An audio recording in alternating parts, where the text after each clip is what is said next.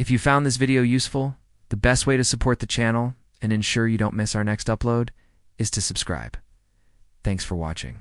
Part 37.7, Surah As-Saffat. The arranged in ranks, the verses to be covered in this script are 5, specifically verses 31 through 35. Assalamu alaikum. Welcome back, dear listeners, to Sufi Essence with Hammad Syed. We continue our profound and uncompromising study of Surah As-Saffat.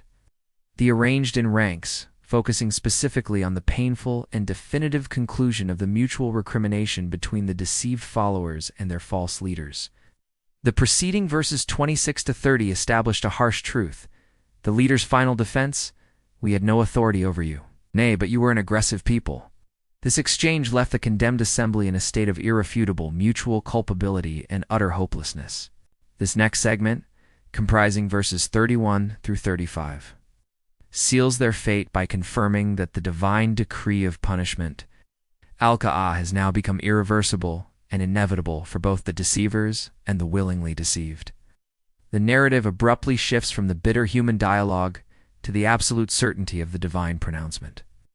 These verses affirm that the ultimate sentence has been justly implemented upon them for their shared intentional misguidance, their rejection of prophetic truth, and their profound spiritual pathology of pride. The passage culminates by providing a stark, definitive, and eternal contrast between the true path, a path of iqled sincerity, and the path these misguided souls chose, which leads only to the crushing reality that they must now share the eternal sentence. As a consequence of their defining failure to accept Tawhid with humility, expository amplification, illā, intensifying the Tafsir. To reach the mandated length, we will engage in an intensified exploration of the theological, linguistic, and historical dimensions of each verse, drawing out the deeper implications of Allah's judgment and the nature of human accountability. In-depth Tafsir, an analysis of verses 31 to 35, Kanzul Iman, Quran, Surah As-Saffat, the arranged in ranks. Chapter 37, verse 31. And thus, the word of our Allāh has been justified upon us, that we must taste. Following the bitter, fruitless dialogue where both leaders and followers denied ultimate responsibility for each other's actions, the human exchange ceases. A profound, unifying, and crushing realization dawns upon the entire condemned assembly, signaling their complete defeat. And thus, the word of our Allāh has been justified upon us, that we must taste. Fakaka alain, kovlu rabin, in latakuna. Linguistic roots and semantic expansions say, Fokaka, alain means, and thus, it has become justified upon us, or the word has come true concerning us. The verb kaka denotes the establishment of an unavoidable truth or necessity. The phrase signifies the definitive, inevitable implementation of the divine decree illāha, leaving no room for appeal or mitigation. Kovlu Rabin, the word of our Allāh, refers specifically to the solemn warnings delivered consistently by the prophets throughout history regarding the dire punishment for denial, shirk, and rebellion. In Ladichin akuna, that we must surely taste, uses the particle and for emphatic certainty, reinforced by the prefix la and the verbal noun dh akuna, those who taste. The concept of tasting dak is a powerful rhetorical device in the Quran, signifying an unavoidable, direct, and internal experience of the penalty, not just a passive reception of it. It suggests the pain is felt deeply, consciously, and perpetually. Theological relevance, the acceptance of justice. This verse marks the acceptance of the final sentence, compelled by the undeniable reality. The phrase Allāh Rabbin used here by the condemned is profoundly significant. They are forced, in their moment of utter despair and ruin, to acknowledge the very Lord Rabb, whose sovereignty and warnings they willfully ignored throughout their earthly lives. The shared experience of the sentence upon us binds them together again, not in the solidarity of companionship, but in mutual condemnation and recognized culpability. The justice is confirmed because they now fully realize that the warnings were entirely true and that their fate is justly earned, eliminating any ground for complaint against Allah's ultimate fairness adl. The spiritual certainty of the word. The verse emphasizes the absolute certainty and reliability of Allah's word. Every warning, every prophecy, every promise contained within the revelation will be fulfilled to the letter. This passage serves as a constant admonition to the believer to treat the prophetic warnings not as abstract possibilities, but as immutable future realities. The time for denying Allah's word is over. The time for tasting its consequence has arrived. The sincere person must internalize this certainty of judgment, ensuring that the word of Allah is accepted now, while acceptance can still avert this painful internal dak. Kanzul Iman, Quran, Surah As-Saffat, the arranged in ranks. Chapter 37, verse 32. So we misled you, for we ourselves were misled. In a final moment of shared confession and desperate self-justification, the leaders concede their functional role in the deception, but immediately link it back to their own prior state of misguidance, reinforcing the absolute principle of mutual preceding error. So we misled you, for we ourselves were misled. Fa, Ghāwīn come, in con, gon, gu, eat, Ghāwīn. Linguistic roots and semantic expansions say, Fa Ghāwīn come, so we misled you, is the explicit admission of their functional crime.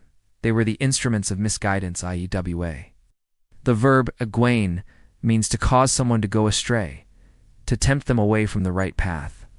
In kun gun, for we ourselves were misled, is the mitigation and explanation. Gun from gay means those who are astray, those who have erred, been ruined, and fallen into spiritual destruction.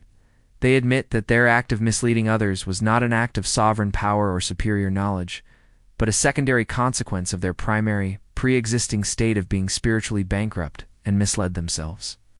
They were merely conduits for the same falsehood that destroyed them. Theological relevance: misguidance as contagion. This verse completes the circle of shared responsibility established earlier. The leaders acknowledge that they were both perpetrators of EWA and victims of their own preceding gay. They misled others because they were fundamentally astray themselves. This does not excuse them, but it profoundly defines the nature of their crime. Misguidance is contagious and flows like poison from one corrupted soul to another. It reinforces that they were not acting with divine authority sullen. They were merely exporting their own spiritual bankruptcy and despair. This confirms that the ultimate source of spiritual deviation is internal, flowing from a defective state of the heart. Ethical and contemporary application.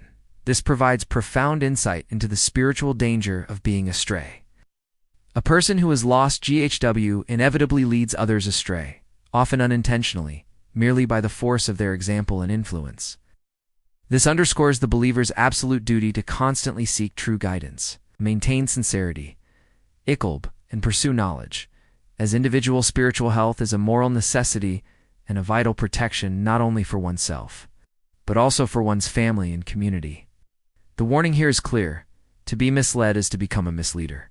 Kanzul Iman, Quran, Surah As-Saffat, the arranged in ranks. Chapter 37, verse 33. So indeed, they will all share in the torment that day, the immediate, inevitable, and shared consequence of this admitted crime. Shared confession and shared fate is decreed absolutely by the divine authority. So indeed, they will all share in the torment that day. Finam, Yalma Izin, Efal, Adabi Mushtarikin. Linguistic roots and semantic expansions say finam uses the strong particle ina to affirm the certainty of the outcome, giving the pronouncement an undeniable force. Magizin, that day, refers back emphatically to the day of separation. Yalm Alpha Fel, Mushtarikin, is the definitive clause, meaning they will share in the torment. Mushtarikin, sharers, partners, emphasizes that the former companions as Wej, who shared a philosophy of denial, defiance, and sin, will now share its physical and spiritual penalty without distinction. The sharing is not a relief, but a perpetuation of their hostile association in the fire. Theological relevance. Perfect proportional justice. This verse is a statement of perfect divine justice. Since the sin was collective, with both the leaders and the followers voluntarily participating and reinforcing the misguidance, the punishment must also be collective in proportion to their crimes. There is no escape from the shared consequence of a shared crime. This definitive statement completely nullifies the entire purpose of their bitter mutual recrimination, verses 27 to 30. The end result is the same for all of them: shared unmitigated condemnation. The shared sentence confirms that the ikhtiar choice of the individual remains paramount. Spiritual and contemporary application. This is the grim reality of unrighteous community. While sincere believers form a supportive community for good deeds, mutual accountability, and encouragement, those united by disbelief and sin form a fragile, temporary community destined for shared punishment. This reinforces the warning that one's company determines one's destiny, and the spiritual cost of unrighteous alliances is borne by all partners equally. Kanzul Iman Quran, Surah As-Saffat, the Arranged in Ranks, Chapter 37, verse 34. Indeed, we deal like this with the sinners. Allah exalted as He states the universal, consistent principle that dictates their punishment, ensuring that the judgment is understood not as an arbitrary or spontaneous act, but as an immutable law governing all who transgress and commit spiritual crimes. Indeed, we deal like this with the sinners in Kadlika, Nafa'alu, Bio, Mujrimīn. Linguistic roots and semantic expansion say in Kadlika, indeed. We deal like this, or verily. Thus it is our way emphasizes the regularity, consistency, and absolute certainty of the divine method. Nafalu, we do, or we deal, uses the majestic plural of divine action, nunatama, signifying the power and finality of the decision. Bayal, Mujrimīn, with the sinners, defines the specific universal category of people to whom this law applies. Mujrimīn are those who are guilty of moral and spiritual crimes jurum, namely, denial, shirk, and transgression. They are the criminals of the hereafter, deserving of the decreed penalty. Theological relevance, the fixed law of punishment. This verse elevates the preceding specific sentence, shared torment, from a case-by-case judgment to a universal, a fixed principle of divine justice. It confirms that the fate of the condemned is not a unique exception. It is the standard operating procedure for all who fit the description of sinners Mujrimīn. This law is based on the divine attributes of justice and wisdom, demonstrating absolute consistency in judgment regardless of time, place, or social status. The emphasis on we deal like this is an authoritative warning. Spiritual and contemporary application. This is an open warning to all humanity about the fixed, reliable nature of cause and effect in the moral universe. The believer should recognize that the law is fixed. If one acts like a sinner, one will receive the reward of a sinner's. The key to salvation lies not in hoping for exception, but in striving continually to be among the righteous Ghāwīn and avoiding falling into the category of the Mujrimīn, which encompasses all who knowingly violate divine commands and persist in spiritual rebellion. Kanzul Iman Quran, Surah As-Saffat, the Arranged in Ranks. Chapter 37, verse 35. Indeed, they, when it was said to them, there is no God except Allah, were arrogant, the fundamental primary crime for which they are justly sharing the torment, and which links all of them leaders and followers is now identified. Indeed, they, when it was said to them, there is no God except Allah, were arrogant in kayan. Idon kla, laham, la ilha, ilda al, ilāhu, Istikbār. Linguistic roots and semantic expansion say Idon kla laham, when it was said to them, refers to the continuous, repetitive presentation of the prophetic message throughout their lives. La ilha, illā, there is no God except Allah, is the core creed of Islam. Tawhid, monotheism, the foundational principle of all revelation. Istikbār, were arrogant, is the specific psychological and spiritual crime. Istikbār is the spiritual pathology of excessive pride, self-importance, and conceited refusal to acknowledge the truth due to ego, status consciousness, or attachment to worldly authority. The use of the continuous tense kayan Istikbār implies their state of arrogance was habitual and ingrained. Theological relevance, arrogance as the gateway to sin. This verse provides the ultimate, singular root cause of their collective fate. Their crime was not mere doubt or intellectual confusion. It was profound arrogance, Istikbār. They refused to accept the most fundamental, simple truth, wired because it required them to humble themselves, reject their false gods and leaders, and submit to an authority higher than their own social position, wealth, or ego. This refusal of tawad, rooted in Istikbār, is the highest form of injustice to the soul, as it constitutes denial of the Creator, and it is the origin of their shared punishment. Spiritual and contemporary application? This is the most critical lesson for the believer. the spiritual path begins and is maintained. By profound humility, tawbu before Allah, the greatest barrier between humanity and true guidance is usually not lack of evidence, but arrogance.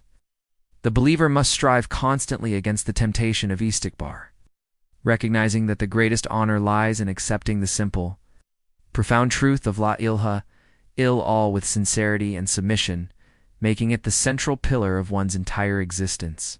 Hadith, the root of denial, arrogance, the fundamental crime identified in verse. Censure Wu, arrogance. Istikbār is confirmed by the Prophet, peace be upon him, as the core spiritual element that disqualifies a soul from paradise and leads it to the fate of the condemned.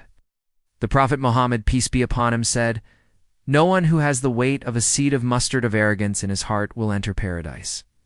A man asked, "What about a man who likes to wear fine clothes and fine shoes?" He said, "Indeed, Allah is beautiful and loves beauty." Arrogance is rejecting the truth and looking down upon people. Sahih Muslim Hadith number 91 Book 1, Faith. Hadith. Contextualization and analysis. This hadith provides the definitive definition of the Istikbār mentioned in the Quran, rejecting the truth. The condemnation in Surah As-Saffat is rooted in the denial of la ilāha illā, verse censure Wu, which is precisely what the Prophet defined as the essence of arrogance, rejecting the truth. Bagar al-Kak. The deniers rejected the clear statement of monotheism out of inflated pride. Looking down on people, this complementary aspect of arrogance leads to the very social structure described in the preceding verses, where leaders look down upon followers, and both refuse to treat the prophets and sincere believers with respect. This spiritual pathology, Istikbār, is the ultimate origin of their denial and the primary cause of their shared judgment. The heart corrupted by pride cannot contain the truth of Tawhid. We conclude part 37.7. Recognizing that the fate of the condemned is sealed by their confession, the word of our Allah has been justified upon us, that we must taste. They admitted they misled because they were misled, resulting in the undeniable truth that they will all share in the torment. May Allah protect us from the path of the sinners Mujrimīn, and above all, protect us from the spiritual poison of arrogance Istikbār, so that we may fully and humbly accept the magnificent, liberating truth of la ilāha illā, O Allah the Just, whose word is absolute and whose promise of the hereafter is true. Strengthen our hearts to taste the sweetness of faith, and keep us far from those who must taste your wrath. Do not let us be misled by the misled God, or share the torment of the sinners Mujrimīn. Purify us from the spiritual disease of arrogance, Istikbār, so that our submission to la ilāha illā is complete, sincere, and enduring, and grant us a share with the truly humble. Ameen.